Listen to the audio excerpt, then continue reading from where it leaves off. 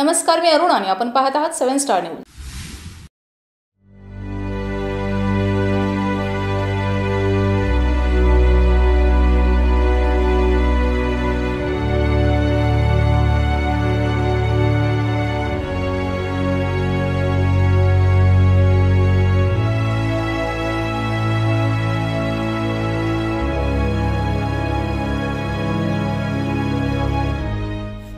महाराष्ट्रातील जिगरबाज सांगलीच्या वाघाची कहाणी बॉक्स ऑफिसवर चांगलीच धुमाकूळ घालतेय।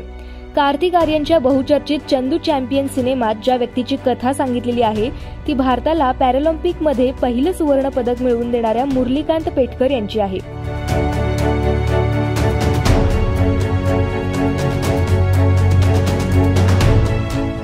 एकोणीसशे 72 साली जर्मनी पॅरालिम्पिकमध्ये भारताला पहिलं सुवर्ण पदक मुरलीकांत पेटकर यांनी मिळवून दिलं।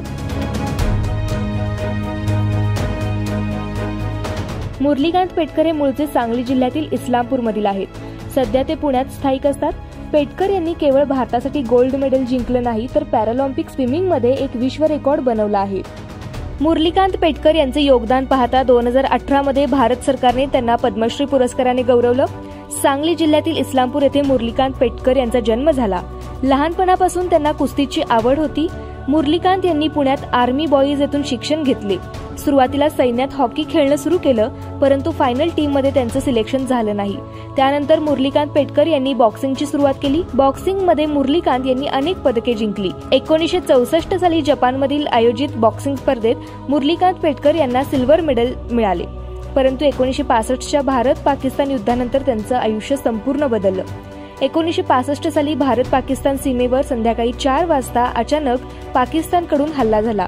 त्यावेळी भारतीय जवानांनी प्रत्युत्तर दिले। या जवानांमध्ये मुरलीकांत पेटकर यांचा समावेश होता।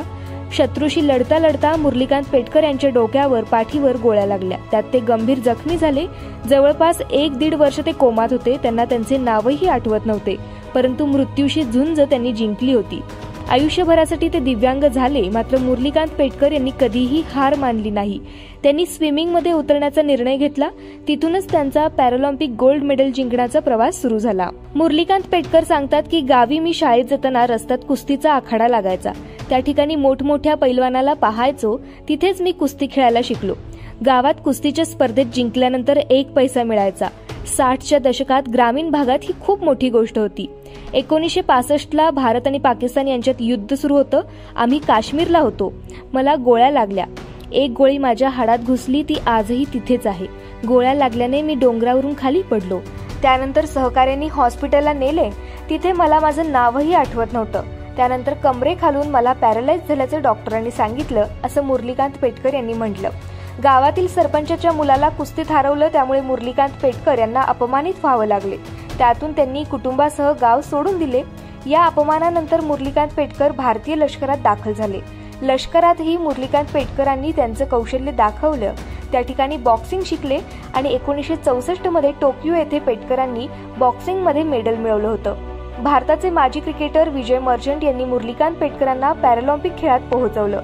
1972 मध्ये समर ऑलिम्पिकमध्ये पेटकरांनी स्विमिंगमध्ये भाग घेतला। त्यावेळी 37.33 सेकंदांनी त्यांनी ही स्पर्धा जिंकत देशाचं नाव उंचावलं आणि 50 मीटर फ्री स्टाईल स्विमिंग स्पर्धेत गोल्ड मेडल जिंकले।